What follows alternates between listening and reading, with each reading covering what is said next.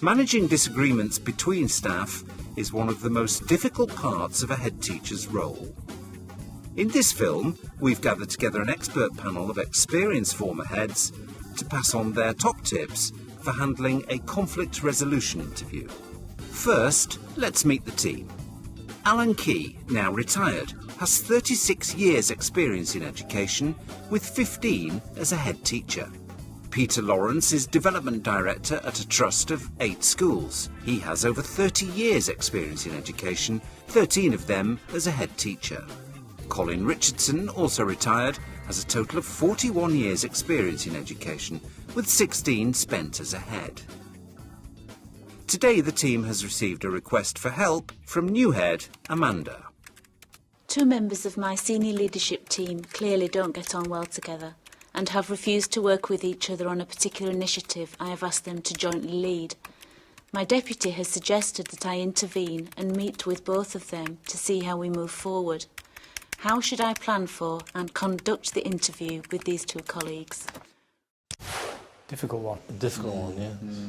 But not an uncommon one. No. I'd want to explore with them both individually whether the conflict lies in some sort of general clash of personalities, which maybe we've not been aware of before, or whether it's something to do with this particular project that they've been asked to lead, whether that has been the catalyst that set up the confrontation situation. They've obviously worked well in the past together, and this has suddenly come about. So there must be some common ground between them which you can explore first and say, look, this has come up. How did you work well before? Why has this suddenly appeared? And The head needs to have some empathy, perhaps, with both colleagues to help drive this forward. The first advice the panel gives is to interview each individual separately to explore the issues fully.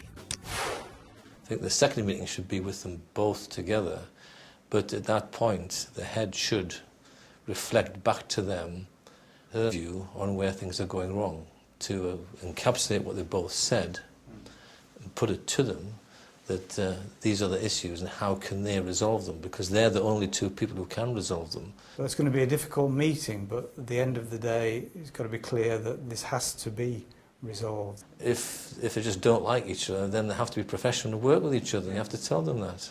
But I think the head has to be firm with them, and at the same time respecting the fact that they are probably upset by the situation they're in. I think Amanda's a new head, isn't she? So it's very important that she makes it clear what her expectations are of her colleagues at an early stage in her headship. The panel's second tip is to use a joint interview to give your view firmly and to set out your expectations.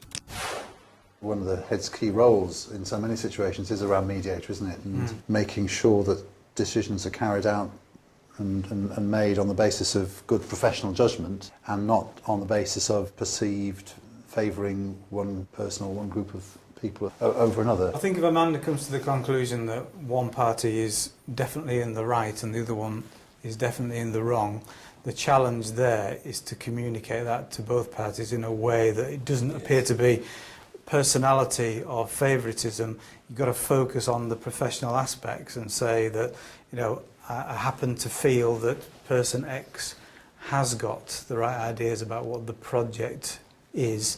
You clearly disagree, but on this occasion I have to say to you that I think he or she is correct and I need it to progress along those lines. Yeah, you're right, there can't be winners and losers, but I think by asking appropriate questions both parties will come to the same conclusion that to move forward we have to do this, and that's when they leave the room. The panel's final piece of advice is to bring the matter to a resolution without taking sides or letting it get personal.